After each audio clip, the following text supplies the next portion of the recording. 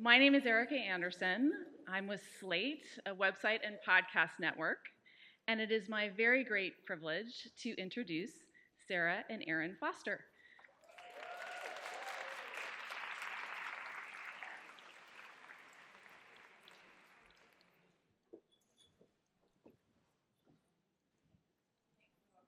No, I'm here, I swear. We're having like battles about who sits where.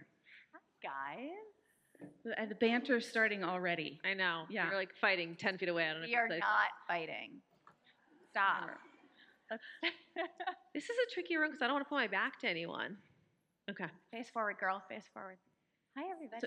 So I'm going to introduce the two of you. Your backgrounds are so impressive. You do so many things, and I had so much fun researching your background. So to catch all of you up, in case you don't know, these two dynamic and refreshingly authentic voices are involved in entertainment, fashion, tech, business. They've each carved out impressive paths. Erin is a writer, a creator, and showrunner whose hit Netflix series, Nobody Wants This, has earned critical acclaim and major award nominations. Oh, yeah. Yeah. Thank you. I feel like I'm like comically far away from you. I feel like we're in different like states right now. Can I come? You want to move? Can we together? sit closer? I can't have intimate conversations like this. Okay, scoot over, Erin. Do you want to sit Honestly, in my you lap? guys feel far too. Okay. All right, Sara. Sara, I gotta introduce you. Okay. So Sara is a comedic actress and producer you'll recognize from 90210 and cult favorite Debs. She is executive producer on Nobody Wants This. Together, this is very interesting to me. Together, you've created the satirical VH1 series Barely Famous, launched the wildly successful fashion brand Favorite Daughter. There's a third daughter involved in Favorite Daughter, correct? Yep. Jordan. Yep. Okay. And you became co-heads of creative at Bumble, which I didn't even know was a thing. I mean, I knew about Bumble, but not Kind of made up, but we did it. Yeah, it's pretty great. They bring smart, sharp female perspective to the tech space through that project. They also co-founded the venture firm Oversubscribed Ventures, where they invest in innovative consumer brands and wellness startups. Yet there's more. Their podcast, the world's first podcast, is known for its honesty, humor, and heart, earning top honors from iHeartRadio and the Webby Awards. So you have a new overall deal at 20th Television, and season 2 of Nobody Wants This coming out, right? Woo! And that'll be coming to Netflix in October. There's a lot to unpack with the two of you. So on behalf of these two incredible people, please join me in welcoming them to the stage. The optics sound good. I mean, maybe we don't need to get on OnlyFans. You know, it sounds like. I still think you should, honestly. Okay, so I'm just curious. Were you always wired like this? I mean, this is a tremendous amount of creativity and innovation, entrepreneurship. Were you like this? I feel like I want to like speak to anyone who has a lazy teenager who can't get out of bed and like sleeps until noon, or has a 25-year-old sibling or child that feels aimless, because I was deeply, deeply aimless and definitely not an overachiever. I've never was a type A person. Like I don't like know how this happened, honestly, but it wasn't intentional. I think that we were trying to find out. Our parents were deeply worried about you. Yeah, You know, so it's true. I'm like a real North Star for people who have like loser children. Like it can all work out.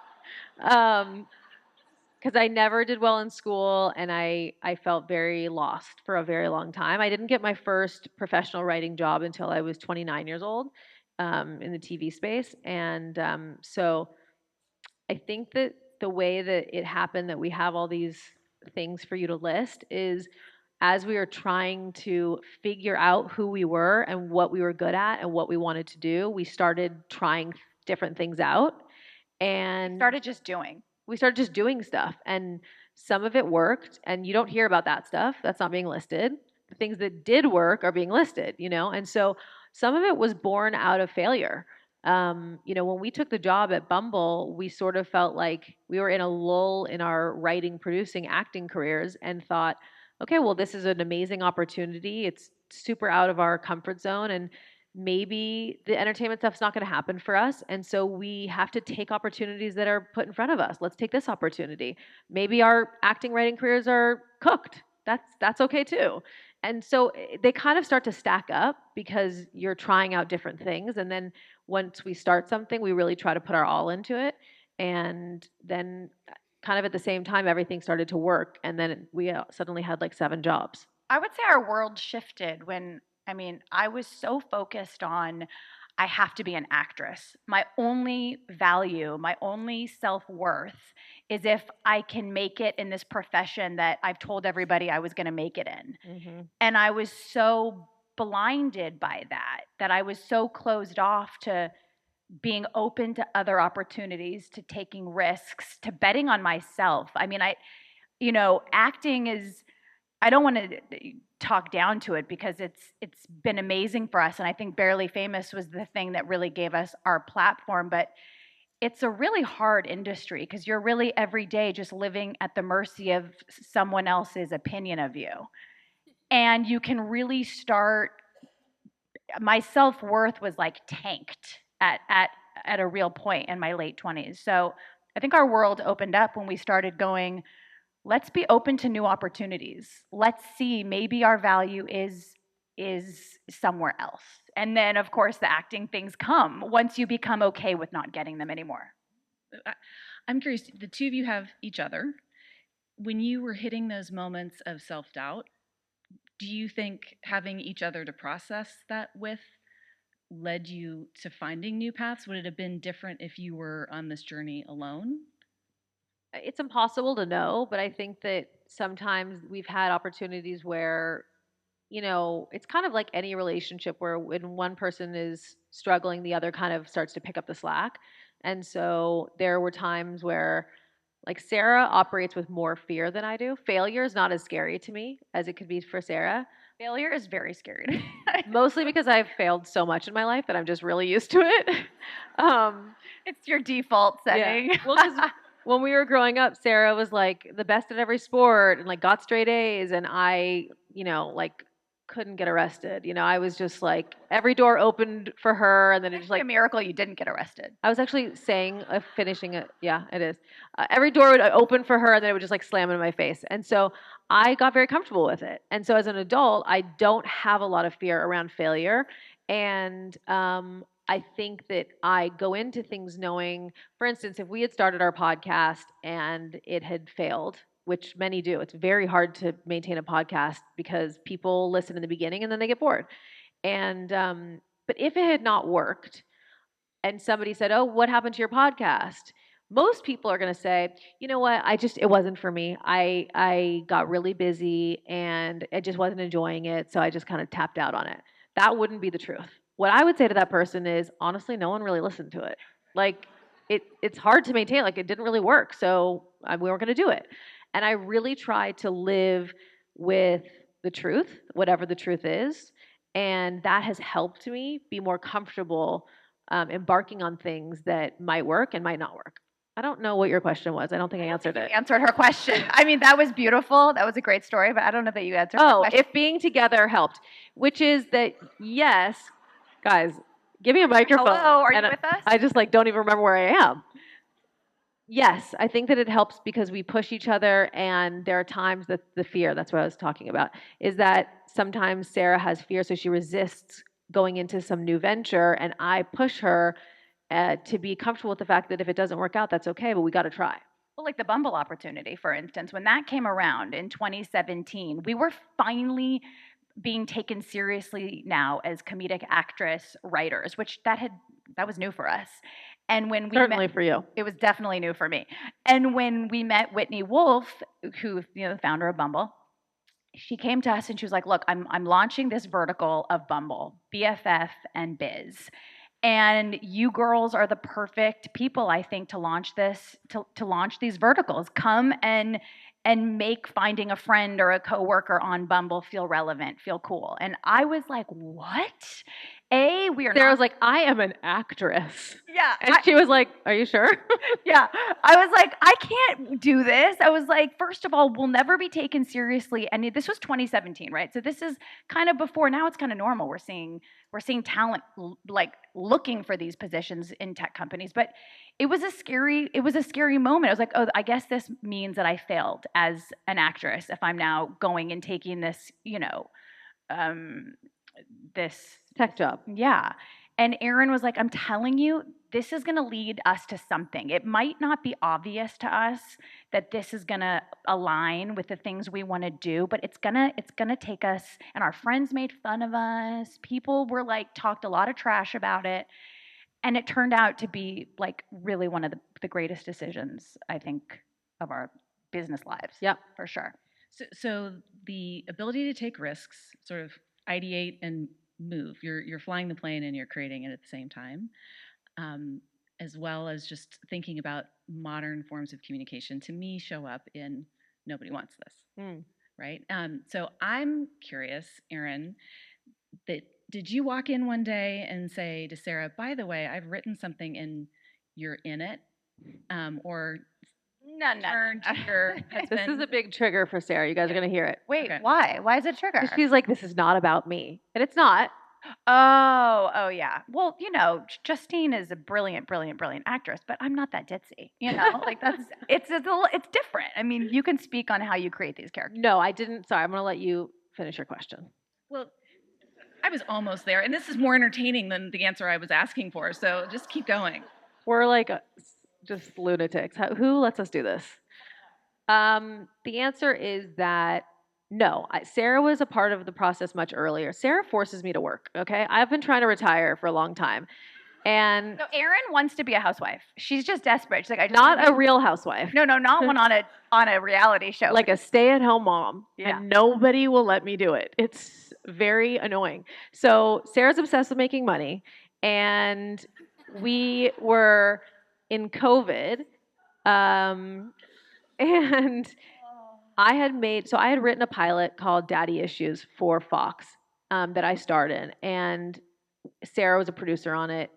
And it didn't go to series. We shot the pilot. It went really far, didn't make it to series. And it was a really stressful process. And when it was done, I was wondering what I was going to do next. And then I met my now husband, and my whole life just kind of relaxed. I was like, okay, I met him when I was about to turn 36.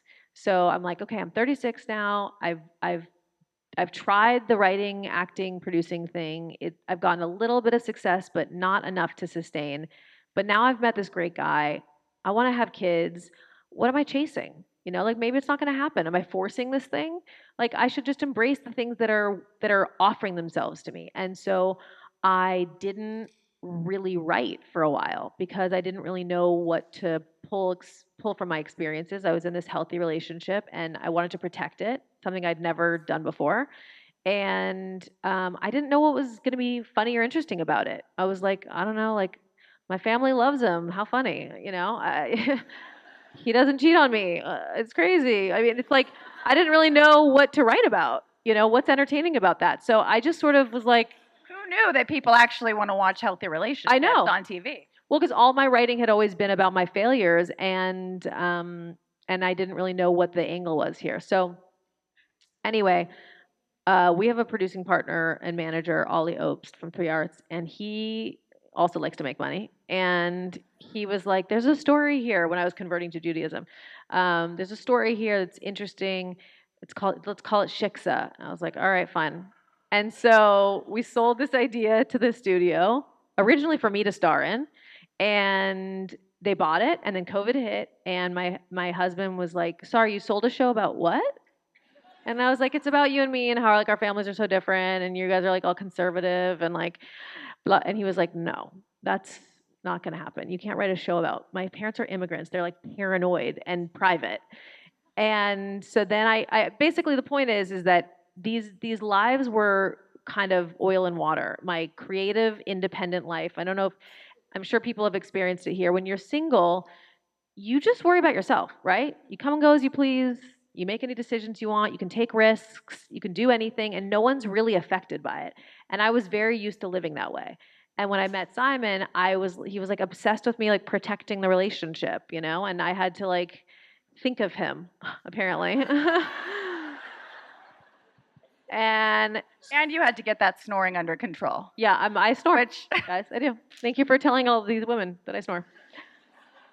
it's relatable though. So Sara was helping champion this idea of, you know, write about this thing, and then we sold it together to Netflix. So But I think that goes back to the question you asked about having a partner. I think having a partner is so crucial. I mean, I want my daughters to go to college, not because of what specifically they're going to learn in that one sociology class. I want them to go to college because I want them to find their tribe. I want them to find their future coworkers, their future people that are going to mentor them. I mean, that's really why I want them to go to college. So having each other, yeah, when Erin's a little lazy and wanting to, you know, learn how to make matzo ball soup, I'm like, girl, get the typewriter out. Like, let's go.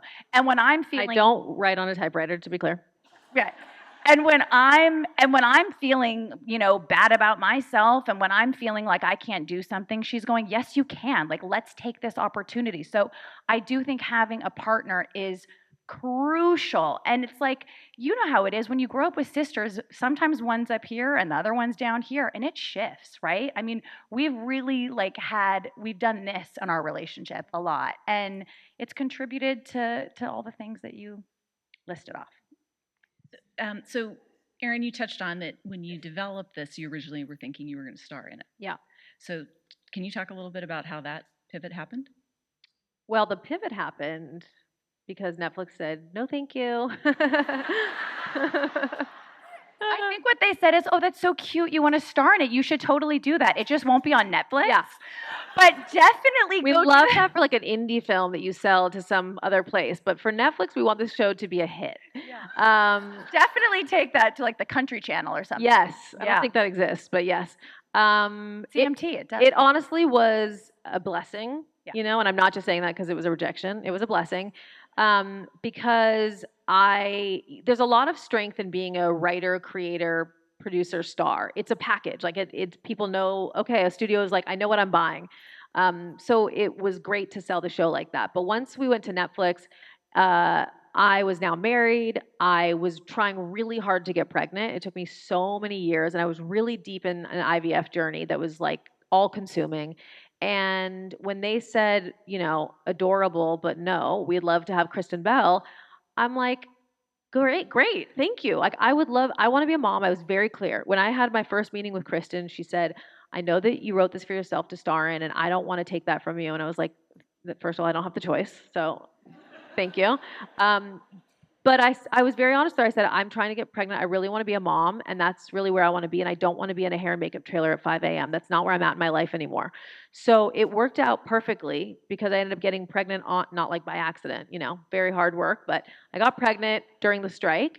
And so when we came back to the second half of the writer's room for season 1, I was pregnant, and I was pregnant all through production. And then my water broke like a week after we wrapped production. It was perfect timing. And so the show came out when I had like a 2-month-old baby, and it was like I couldn't have planned it better. It's like we always say on the podcast, rejection is redirection, you know, and life would have taken a different turn. Well, also, I was trying for, I don't know, almost 7 years to get pregnant, and it was so hard. And you keep thinking, like, I'm so unlucky, nothing goes my way, like, my life isn't on track, it's not on the path I want to be on. When is this going to give me a break? Like, when is it my turn? And then all of a sudden, everything happens at the same time and at the perfect time. I mean, I gave birth at 41. That's not what I thought was going to happen. But like, I don't know anything else. And it was pretty great. I mean, I gave birth at home in my bed, like That's just crazy. Crazy person. That's crazy. And like, nothing bad happened. And I look amazing. Erin, I was like, Cedars is 5 minutes away. Like, what? Go to the there's no medal for doing it. The way she did it was wild, you guys. And then she filmed it. I mean, it was crazy. I didn't film it. What are you talking about? There's like, you took photos of it. There's photos. You can go to her Instagram. They're there. You can see them. Like, very graphic. They're safe for work. Don't worry. Okay, so I want to talk a little bit about the actual storyline itself. And one of the things that Joanne, the lead character in Kristen Bell, says within the first 2 and 3 episodes, I think, is she describes herself as a lot. Mm-hmm. And to me, that's a uniquely female phrase. And that she's clearly carrying that burden herself. She's self-aware enough to make that statement.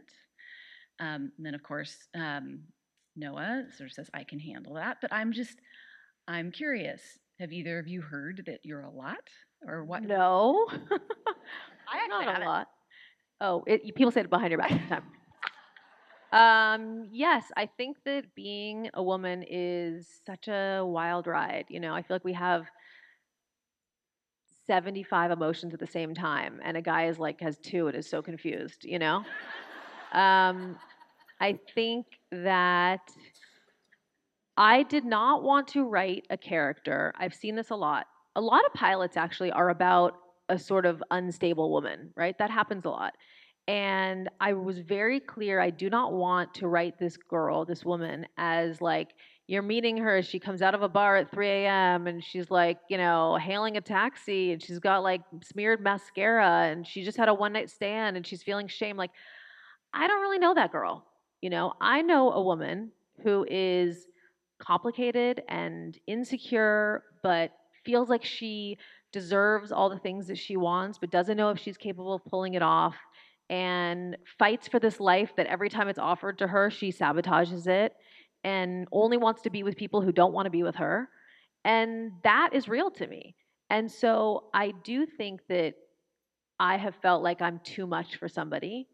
And I think that it comes down to finding someone, you need to find the person who likes your brand of crazy.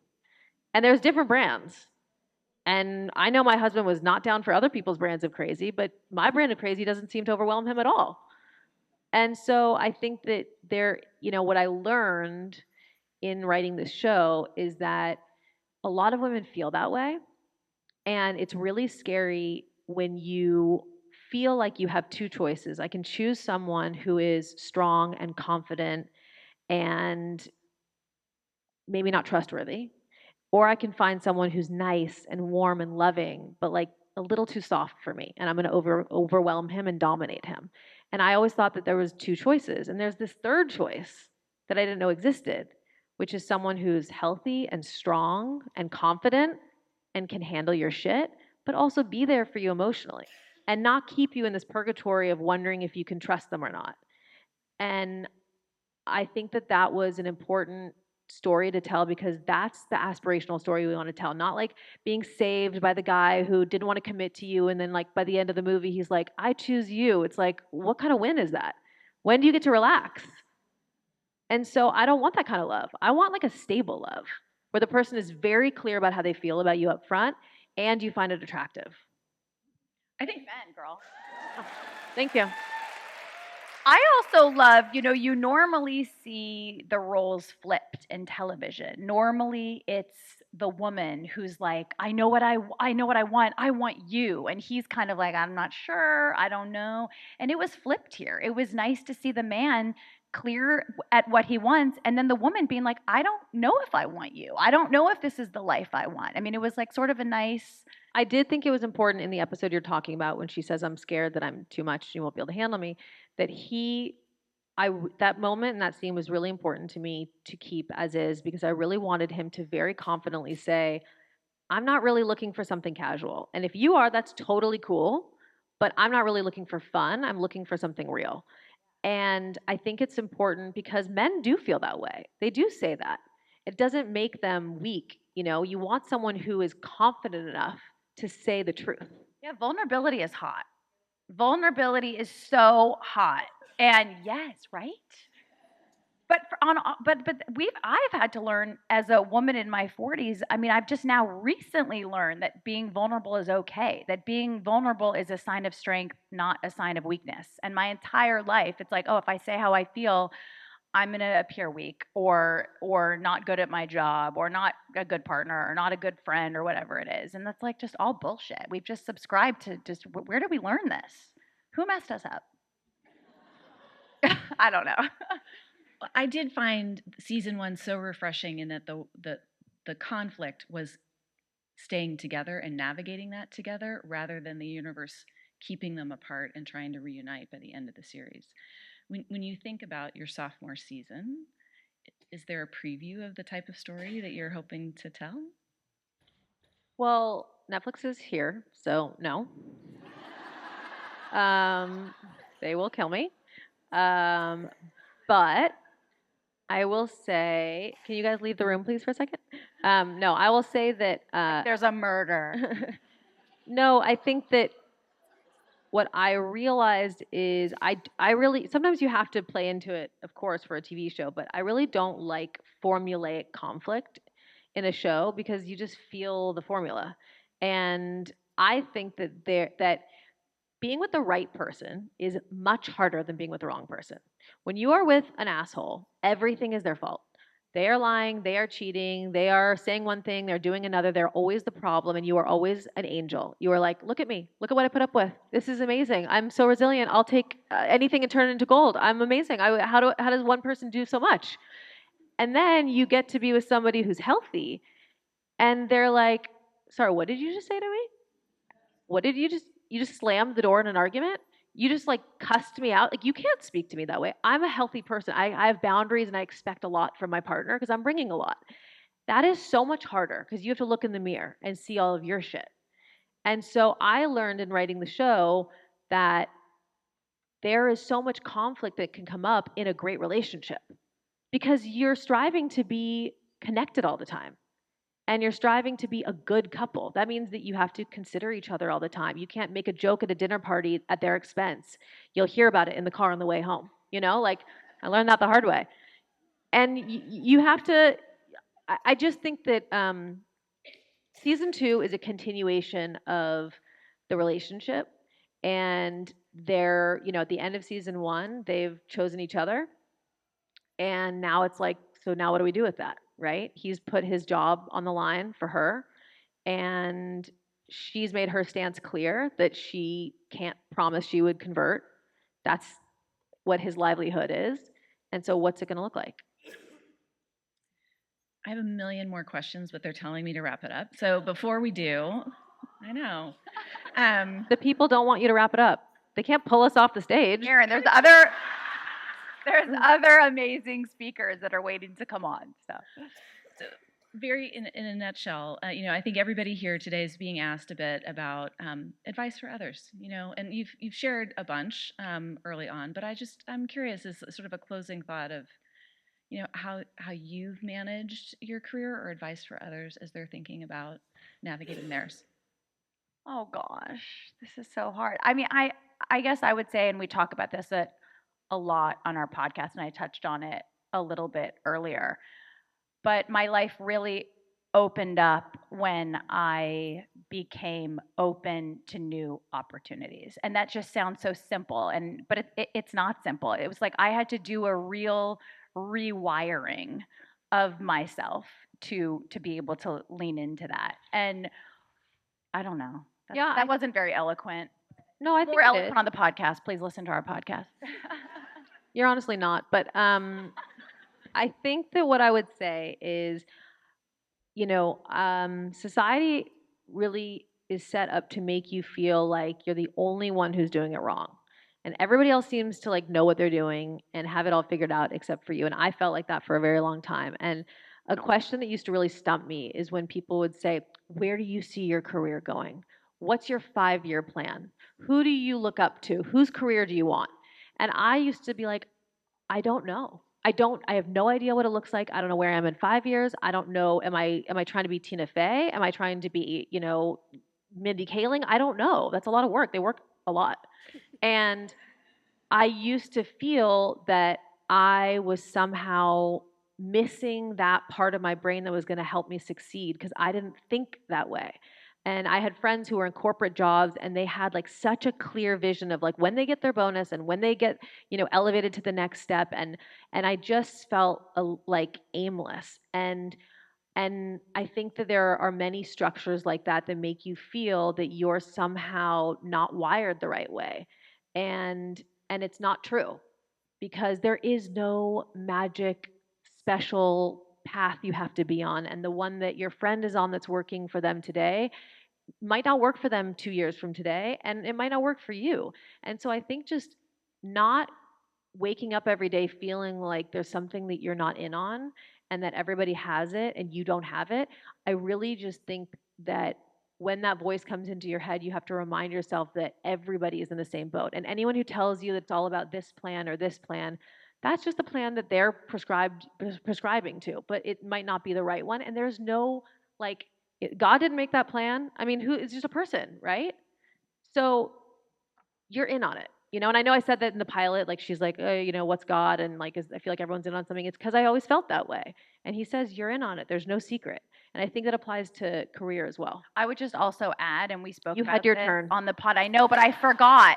And this is something that we did not come up with. Someone much smarter than us did, but follow your envy. And that is really stuck with us because when I've found myself in the past, feeling envious of another woman or jealous, or I wish I got shit that. talking someone. You can Yeah. Okay. Yeah.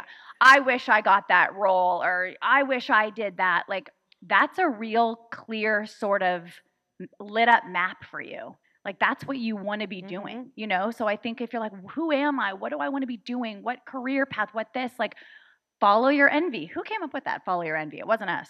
I don't know, maybe like Glennon Doyle. Was it us? Or something? It was not us. Let's say it was us. I'll tell everyone it was you. Okay, great. So thank you both so much. Please join me in Thank you so thanking much. both Sara and Erin Foster.